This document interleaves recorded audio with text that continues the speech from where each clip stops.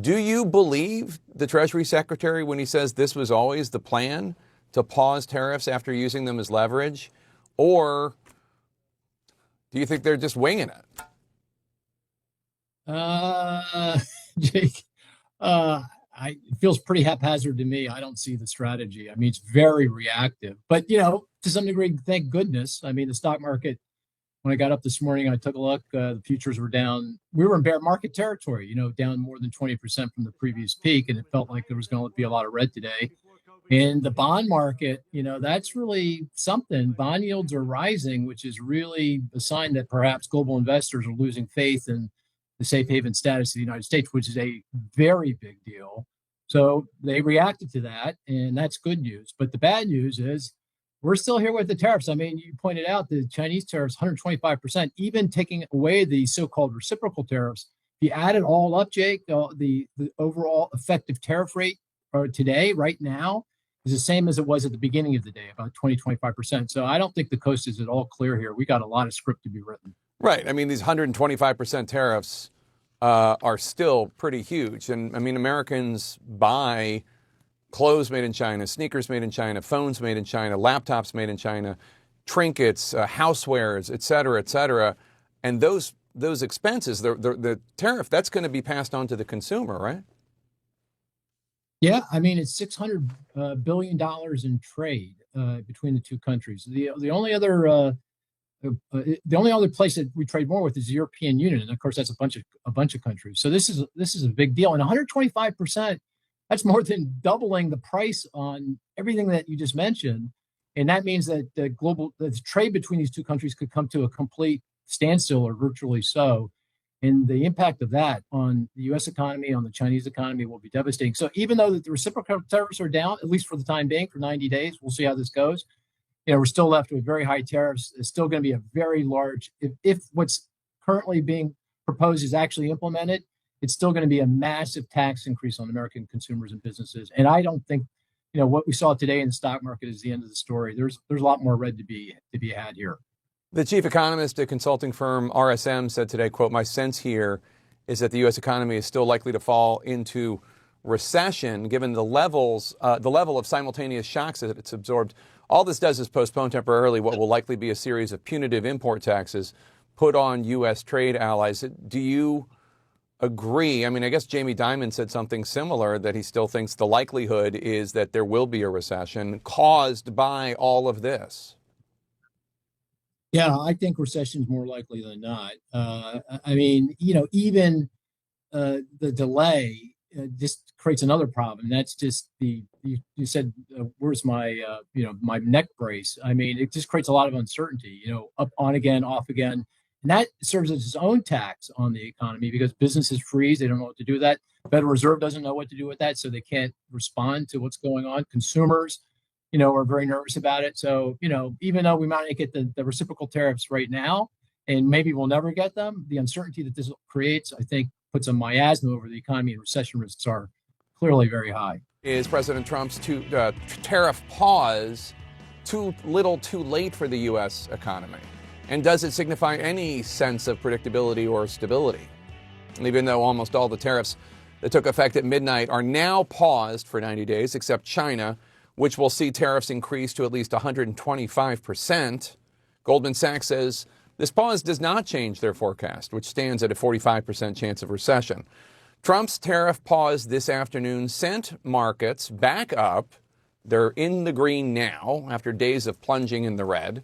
The reason for all the recent volatility and confusion, all that money lost from 401ks and pensions, was because of President Trump's haphazard, mixed messaging. 1 week ago today, it seemed the Oprah giveaway approach to tariffs. Every country knew they were probably getting something. They just didn't know exactly what until the world saw the Trump tariff chart, which, incidentally, according to conservative economists, was calculated incorrectly, though the Trump team denies that. All the while, Trump officials were insisting these tariffs were not negotiating a tactic. They were here to stay. I don't think there's any chance that President Trump's going to back off his tariffs. Will the president reassess his approach? No, the president is firm in his approach, and the president is ensuring economic stability here in the United States of America. Would you be open to a pause in tariffs to allow for negotiations? Well, we're not looking at that. He's not considering an extension or a delay. He expects that these tariffs are going to go into effect. They did technically go into effect for all of 13 hours, but then Trump said the bond market's very tricky. He was watching it, but last night people were getting a little queasy. And now, according to his administration officials, this tariff pause is the plan the whole time, and it's four-dimensional chess. This was driven by the president's strategy. He and I had a long talk on Sunday, and this was his strategy all along. His strategy all along. CNN's Jeff Zeleny at the White House. And Jeff, you just spoke with the president after he made this announcement, and you asked him about his change of plans. What did he say? Well, Jake, the president is taking credit for what he calls historic gains in the stock market. Never mind the fact that they were made after the historic losses that his policy caused. Throughout the day here, I can tell you, this felt like the first Trump administration, where administration officials and advisors and aides were scrambling to keep up with the about-face decision-making that was underway. But we did ask the president what led to all of this confusion. Can you walk us through your thinking about why you decided to put a 90-day pause? Well, I thought that people were jumping a little bit out of line. They were getting yippy, you know? They were getting a little bit yippy, a little bit afraid. You said that these tariffs would go into effect on Monday. You said no pause. And today there is a pause. So how can people believe your word today? It's not a question of that. You have to have flexibility.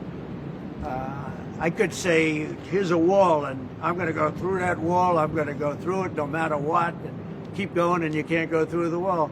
Sometimes you have to be able to go under the wall, around the wall, or over the wall. So talking about credibility there, that was the question. How can anyone believe the president's words, from foreign leaders to business leaders, going forward if he changes course and he brushes it off as flexibility? And just moments ago in the Oval Office, he was signing a series of executive orders and effectively taking somewhat of a victory lap after this really tumultuous week here. And the question is, at this hour, Jake, was all of this worth it? Was it worth the trillions of dollars in losses? And that is a question the president has not answered. Jeff, just last night before this pause, Trump said he would soon announce other tariffs, these targeting pharmaceuticals. This has a lot of people worried. How can we have any idea what the tariff policy is going to be, given all of the capriciousness, the back and forth, the changing of the mind? It just seems like, I mean, Wall Street values, and any business values, predictability. Predictability and certainty has been completely in short supply, and that's an understatement. I mean, the reality is the president has talked about pharmaceutical tariffs. You're right, Jake. We have no idea if he will impose them or not. And adding more uncertainty onto this, the president was also asked, he was at an event in the South Lawn of the White House with the NASCAR players and some cars there. That's where we asked him the question. And he was also asked about exempting other businesses from tariffs going forward. He said that's something he will keep in mind. So what we do know, this policy is very much an on-again, off-again one. But what it has led to is a sense of that feeling, once again, of that first-term chaoticness where he was reacting to things. But for all the talk about how he does not look at the stock market, today he acknowledged he did. But also, the Treasury Secretary said that this was a plan, but Trump himself, in the soundbite you just played for us, he said he did this because people were getting queasy and yippy. He did, and he said on the bond markets as well. He said last night he was noticing that. He was watching, he acknowledged watching some advisors, some business leaders on business television, and he acknowledged, he said the quiet part out loud, which the president often has done over the years. He said, the unease in the market was one of the things that led to this. That's what I mean by when I say administration officials were rushing to catch up with him, because the Treasury Secretary, of course, was deeply involved in this, but he said it was the president's decision, not the markets. Jake. Jeff Zeleny, doing a yeoman's job there at the White House. Thank you for trying to explain this to us.